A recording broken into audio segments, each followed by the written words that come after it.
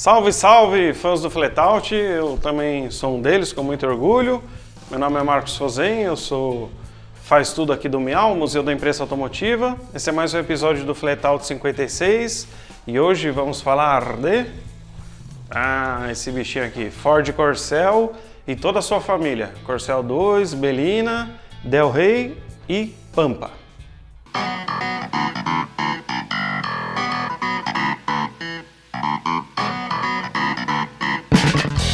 A gente está aqui no MIAU, é uma exposição especial que a gente está fazendo sobre 50 anos do Corcel, que o Corcel foi lançado em 68 e ele tem várias coisas bacanas que justificam essa exposição aqui, não só esse aniversário redondo de 50 anos. Por exemplo, o Corcel ele foi desenvolvido a partir do Renault 12, que era um acordo que a Willys tinha com a montadora francesa. Eles tinham uma ligação muito próxima, já tinha inclusive feito o Dauphine, o Gordini aqui, né, como Willys. E a Willys que começou a desenvolver o projeto do Corcel, era batizado Projeto AIM. A gente tem até uma revista aqui, a Mecânica Popular, essa de fevereiro de 68. Inclusive nem se sabia que o carro ia chamar Corcel na época. O que aconteceu? A Ford teve muito interesse pelo projeto, porque a Ford queria entrar no mercado de automóveis mais na base do mercado, ela queria mesmo concorrer com o Fusca, concorrer com a Volks, só que ela só produzia o Galaxy aqui no Brasil, que era um carro enorme, de luxo e tal. E nos Estados Unidos não tinha um carro desse segmento que pudesse funcionar bem aqui no Brasil, só tinha o carro médio lá nos Estados Unidos da Ford, era o Mustang, que era um modelo meio inviável aqui para o Brasil. Quando a Ford se ligou desse projeto da Willys, ela falou, pô, caberia como uma luva dentro do que a gente quer. O que a Ford fez? Foi lá, chegou para a Willys e falou, a gente quer comprar esse projeto e tal, vocês não querem vender pra gente? A Willys, que na época era uma montadora muito forte aqui, falou, não, nós estamos desenvolvendo esse projeto aqui que a Willys quer crescer no Brasil e tal. Beleza, o que a Ford fez? Nada como ter grana, né? Falou, tá, vocês não querem vender o projeto? Então a gente vai comprar a Willys inteira. Simplesmente aconteceu isso, a Ford comprou toda a operação da Willys aqui no Brasil só para poder ter o Corcel. Por isso que a Ford tem a fábrica do Taboão, que funciona até hoje, onde é fabricado o Fiesta, era uma fábrica da Willys. Ela acabou comprando também uma fábrica que a Willys tinha lá em Pernambuco, que na época fabricava o Jeep e tal. Isso foi em 68, que foi um ano super importante. O Opala foi um ano louco, assim, muito representativo, porque lançamento de carro aqui no Brasil, ainda mais nessa época, era um negócio raríssimo. E o Corcel acabou se dando muito bem, porque pela imprensa especializada, na época Autosport, ele foi eleito o carro do ano de 68, ou seja, conseguiu bater ninguém menos que o Opala. Inclusive o Corcel foi o primeiro carro do ano da Autosport, que o carro do ano já tinha um prêmio que era dado pela Mecânica Popular, que era a mesma editora da Autosport, que era a FC lá do Rio. Então os dois primeiros carros do ano foram dados pela Mecânica Popular, que foi o Picape Jeep, depois virou F75, e o Galaxy, foi 66 e 67. A revista fechou a Mecânica Popular e passou tudo para Autosport. O Corcel, logo quando foi lançado, ele não foi assim um grande sucesso de vendas, porque ele foi lançado com a carroceria 4 portas, que na época tinha uma pecha, que era táxi e tal, não era uma coisa muito popular. Então logo em seguida foi lançado o Coupé, que era 2 portas, que aí sim fez bastante sucesso, a Belina, que era a perua, e também o Corcel GT, que era a linha esportiva da época. Não tinha uma pequena diferença de carburação e tal, era um pouquinho mais potente. Bacana que na época a Ford tentou associar muito com os produtos dela da época. Tem até, falam que o Corcel foi testado lá em Detroit e tal, passou por um monte de testes, foi aprovado no mercado mais exigente do mundo, aquela coisa toda. Tem até uma foto que tem o Corcel, um Cougar e um Mustang, tipo, são todos primos e tal, não era bem assim, mas de qualquer forma é interessante para a época. Uma coisa louca do Corcel também, que a Ford tentou colocar várias tecnologias novas no carro para mostrar que o Fusca era um carro velho e que o Corcel era um carro super moderno, de concepção moderna. Então batia muito falando que tinha tração dianteira, radiador selado, homocinéticas especiais, blá blá blá, um monte de coisa. Mas isso teve um custo meio alto para a Ford, que o carro começou a dar muito problema, que os fornecedores nacionais não estavam nem acostumados a fazer esse tipo de peça e tal, teve muito problema de qualidade com o carro logo no começo. E a Ford conseguiu salvar o Corcel com uma sacada sensacional. Ela fez o primeiro recall do Brasil, foi feito para o Corcel. Inicialmente, o que se alegou era que era para resolver um problema da suspensão dianteira, que comia muito pneu, e comia mesmo. Mas todos os carros que atenderam esse recall, que na época, imagina, ninguém nunca tinha ouvido falar em recall, levar um carro novo para a fábrica para consertar um defeito. Foi um lance bem inovador, bem agressivo da Ford, mas funcionou. Só que eles aproveitaram todos os carros que voltaram e consertaram não só esse problema, como outros problemas do carro também. E aí deu uma melhorada na qualidade. Lá por volta de 75, o carro já vendia muito bem, teve uma restilização anterior, né? Já o carro, também a Ford batia muito nisso, que o Fusca era sempre igual, não interessava o ano que ele tinha, o design era sempre igual. E a Ford sempre atualizou o desenho do carro, mudou a lanterna traseira, depois logo no comecinho dos anos 70 teve essa restilização, apesar do carro ainda ser novo. A Ford sempre foi trabalhando em cima de novidades para o Corcel para mostrar que ele era sempre o carro atualizado, moderno e tal. Ó, só para o pessoal do Flatout eu vou mostrar uns materiais de imprensa que não estão nem aqui na exposição. Esse aqui é bem bacana, ó. Esse aqui é de 1970, mostra as 3 versões, né? Sedã, Coupé e o GT. Tem uma legendinha de época aqui atrás ainda, batida a máquina. Vou ler aqui para vocês, ó. Em janeiro desse ano, que é 70... Não, minto, é 60... Eita... Isso aqui é 69, ó. Há um ano a Ford Willys lançava o Corcel 4 portas Standard. Em janeiro desse ano saiu a versão Luxo, em abril o Coupé nas versões Luxo e Standard e em junho o GT. Hoje, com 42 mil veículos produzidos e cerca de 40 mil vendidos, a Ford Willys volta sua atenção para a perua que, lançada em princípios de março, completará a família Corcel. Que suspense, hein? A perua era essa nossa querida aqui, Belina. Belinona, essa aqui já é linha 75. Porta traseira, que era um dos destaques, tem uma legenda aqui da foto também, eu vou ler para vocês. Ó. Novos amortecedores telescópicos a gás que permitem a abertura suave e fácil da tampa traseira são a grande novidade da Ford Belina para 75. Aberta com chave, a tampa sobe até a posição superior apenas a um leve toque das mãos. Que meio. Esse aqui também é a linha 75. Ai, deixei cair a foto, meu Deus. Essa daqui também é a linha 75, teve a reutilização das lanternas traseiras, segundo o texto aqui da legenda, em 2 gomos horizontais paralelos, uma grande alteração introduzida pela Ford nos Corcel Coupé, Sedã e GT. O friso cromado de contorno foi redesenhado e oculta a abertura da tampa do porta-malas. Você vê sempre a Ford tentando passar essa imagem de modernidade e tal, que realmente o carro tinha, principalmente dentro dessa faixa que a Ford queria atacar de todo jeito, que era a do Fusca. O Corcel foi um carro que vendeu muito bem, ainda que, claro que não tanto quanto a Ford queria, se quisesse comparar com o Fusca, mas era até uma meta meio agressiva demais, olhando hoje em dia, né? Mas o Corcel sempre teve números de venda bem representativos para o carro que ele era e para a faixa de mercado que ele ocupava. E sempre mantendo essa pegada de modernidade e tal, Ford em meados dos anos 70 já começou a desenvolver o que seria a segunda geração do Corcel, que era o Corcel 2, que foi lançado no final de 77, já como linha 78. Também ganhou o prêmio de carro do ano da Autosport naquele ano. Peguei aqui um manualzinho também, só para mostrar para vocês. Esse aqui é até afora a exposição.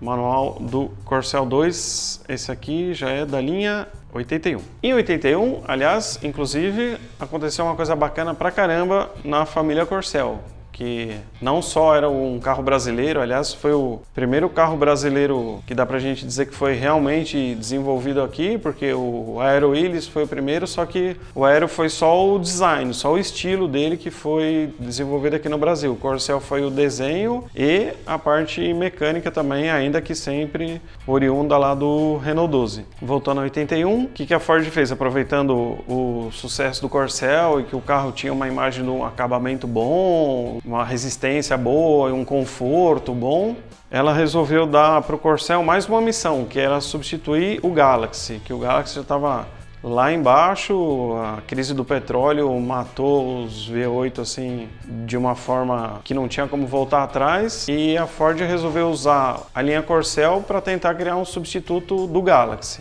que ela fez? Começou a desenvolver o Del Rey, mas na época ela estava muito em dúvida do que fazer. Se ela fazia realmente outro modelo a partir da mesma plataforma, se ela só criava uma versão mais de luxo do Corcel, o que ela fazia? Então a gente tem aqui nessa exposição aqui no Miau desses 50 anos, um material inédito que nunca foi visto fora da Ford, que é uma clínica que a Ford fez em 79, justamente para tentar entender o que o mercado ia preferir. Então ela fez um protótipo do Del Rey que puxava pra caramba pro Galaxy, tipo mira no capô, a grade super parecida com a do Galaxy, faróis horizontais, ainda que quadrados, não redondos, né? Que já era uma tendência da época, mas as calotas lembravam muito o Galaxy, enfim, uma espécie de Corcel Galaxy, vamos dizer. E ao mesmo tempo ela foi pro extremo de baixo, esse seria o extremo de cima e o extremo de baixo ela fez um Corcel luxuoso, mas com cara de Corcel ainda. O farol um pouco mais quadrado, não igual ao do Corcel 2, umas polâneas maiores, frisos maiores, o espelho retrovisor externo cromado, uma grade um pouquinho diferente, mira no capô, repetidor de seta no paralama, enfim. Só que o resultado da clínica não puxou nem para um nem para outro, nenhum dos dois acabou sendo bem aceito. Então o que ela fez? Ela mesclou esses dois conceitos e daí nasceu o Del Rey, que era um pouco de um Corcel luxuoso e um pouco de um Galaxy minimizado, vamos dizer assim. Justamente dessa mistura desses dois conceitos que foram mostrados nessa clínica, nasceu o Del Rey em 81, que marcou pra caramba a vida da família Corcel aqui no Brasil. Uma coisa muito louca, tanto do Corcel quanto do Del Rey, era essa porta aqui enorme, acho que é a maior porta já feita num carro nacional. Por que a porta tinha esse tamanho gigantesco? A Ford tinha aprendido a lição com o Corcel 1, de um carro de 4 portas, que o mercado brasileiro não gostava. Então ela quis fazer um carro só 2 portas, mas com um pouco mais de comodidade e facilidade para entrar e sair do banco de trás. Então ela fez tanto o Corcel quanto o Del Rey, que chegou até 4 portas depois, mas o 2 portas tinha essas portas enormes aqui. Elas são tão grandes, mas tão grandes, que o cinzeiro do passageiro do banco de trás fica na própria porta, só para vocês terem uma ideia do tamanho dessa bicha aqui. Vou mostrar para vocês um pouquinho o interior do Del Rey. Na época isso aqui era super sofisticado. A iluminação interna era azul e vermelho. Tinha um incrível rádio Philco também, com Philco Ford, azul, a iluminação combinando, azul e vermelho e tal. O painel era super completo, tinha indicador de pressão de óleo, voltímetro, indicação da bateria, temperatura do fluido de refrigeração, combustível, contagiros. Para a época, por incrível que pareça, isso era um dos painéis mais completos do mercado, inclusive muito mais completo que o do Galaxy, do próprio Galaxy do Landau. Nós estamos aqui dentro de uma Del Rey Scala, que foi lançada logo depois, em 83. Vou mostrar para vocês aqui uma 4 rodas da época. A Scala ela foi desenvolvida inicialmente para o mercado venezuelano, não é veneziano, é venezuelano. Porque na época a Venezuela comprava muito Corcel e Del Rey. Essa daqui é uma matéria que já é da Scala linha 84, que ganhou um motor CHT, por isso que o título é isso aqui, ó, Scala, uma soma de Bellina, Del Rey e Escort. Inclusive tem um cavalo aqui, pegou o Corcel, pegou. Vamos ver nos testes aqui como ela se saiu. Velocidade máxima na pista de teste lá da 4 rodas, só para ter uma ideia. Melhor passagem 148 km/h. Mas é uma perua, né? Motor 1.6 CHT, 0 a 120, ela levou 26 segundos. Oh, beleza. Ah, melhor que um Gol a ar, vai. Para com isso. Na verdade, ela não era feita para ser um carro rápido nem nada, né? Era mais uma questão de conforto e família. Esse motor CHT, ele estreou no Escort, depois passou para a família Corcel, tinha 73 cavalos aqui, segundo a 4 rodas, e torque de 11,9 kg. Eu separei aqui para vocês também darem uma olhada. essa 4 rodas aqui. Aí vocês vão falar, o que tem a ver? Essa 4 rodas é moderna, é verdade. Essa 4 rodas aqui é de outubro de 2016. Desculpa, tô meio cego. O que uma 4 rodas de outubro de 2016 está fazendo nessa exposição de 50 anos do Miau? É muito simples, olha quem está aqui. Isso aqui era a seção Grandes Brasileiros, né, que depois foi rebatizada a Clássicos. E temos aqui uma matéria com a escala que é exatamente o mesmo carro que eu estou aqui dentro. Essa escala aqui que saiu nessa matéria, é essa aqui que eu estou aqui dentro, que está na exposição de 50 anos do Miau do Corcel. Não dá pra gente falar de família Corcel e não falar da Pampa. Essa picape aí, super batalhadora, muita gente considera na época que era a melhor picape derivada de automóvel que existia. A Pampa foi lançada em 82, em 84 ela ganhou inclusive uma versão 4x4, que infelizmente não era grande coisa, é um sistema muito frágil, dava problema pra caramba, o que mais acontecia era quebrar essas Pampa 4x4. Inclusive esse sistema 4x4 depois também foi aplicado na Belina, que era um negócio sensacional, uma perua com tração 4x4, pena que era o mesmo sistema super frágil e tal, nunca deu muito certo, mas o conceito era maravilhoso. Tem uma história interessante que eu vou contar pra vocês aqui, que é esse modelo aqui, que é a Pampa Jeep. Mas o que tem a ver? E não é JIP, é JEEP mesmo, como se escreve a marca Jeep. Quando a Chrysler veio aqui para o Brasil, começou a importar os carros, a Grand Cherokee principalmente, a Ford foi em cima e falou, opa, pode parar que a marca Jeep é minha. A marca Jeep é de vocês nos Estados Unidos, mas aqui no Brasil é minha, porque ela tinha comprado a Willys, que fabricava o Jeep aqui. Aí a Chrysler alegou lá, rolou um processo na justiça, a Chrysler alegou que a Ford não estava mais usando esse nome Jeep, e porque ela não tinha usado uns X anos lá, ela tinha perdido o direito. O que a Ford fez? Lançou essa versão da Pampa com o nome Jeep, só para falar que ela usava o nome, inclusive. E o pior é que deu certo essa estratégia, o juiz deu causa de ganha para a Ford na época. Olha a loucura, tinha um lote de Grand Cherokee no Porto que a Chrysler importou. A Ford teve direito de ficar com esses carros por causa do uso do nome, recolheu todos os carros do Porto, levou lá para a fábrica de São Bernardo, e aí a Chrysler na época pagou uma grana para comprar da Ford o direito ao uso do nome Jeep e pegar esses carros de volta. É total coisas malucas que só acontece aqui no mercado brasileiro mesmo. E no fim das contas, a família Corcel, para vocês terem uma ideia da importância, ela chegou a 2 milhões de unidades produzidas, quase 2 milhões, 1.900.000 e pouquinho. Mas é um marco realmente impressionante. Só como comparativo, o Opala, que também não teve tantas versões, mas tinha a Caravan, por exemplo. O Opala em 23 anos chegou a 1 milhão de unidades. A família Corcel conseguiu chegar a 2 milhões, ainda que óbvio, ajudado pela Pampa, que foi o último modelo que prosseguiu, inclusive ficou até 97 no mercado, ou seja, o Corcel ficou quase 30 anos, se você pegar do 68 até 97 a última Pampa. Por essas e por muitas outras, tem muitas outras histórias envolvendo o Corcel que não deu para contar, mas que estão aqui na exposição de 50 anos do Corcel do Miau. Convido vocês aí a vir aqui conhecer, visitar. A exposição ainda vai ficar um tempinho, até por volta de junho, julho. Ainda dá tempo de você vir conhecer. Inclusive, se você vier, você vai poder entrar aqui na escala, que nem eu entrei, e assistir um documentário sobre a história do Corcel de dentro dela, com o som saindo de dentro dela. E eu aproveito também, agradeço por você ter assistido mais esse episódio do Flatout 56 e convido você para assistir ao próximo, quando a gente vai falar de Marea Turbo, Sedã e Weekend. Valeu!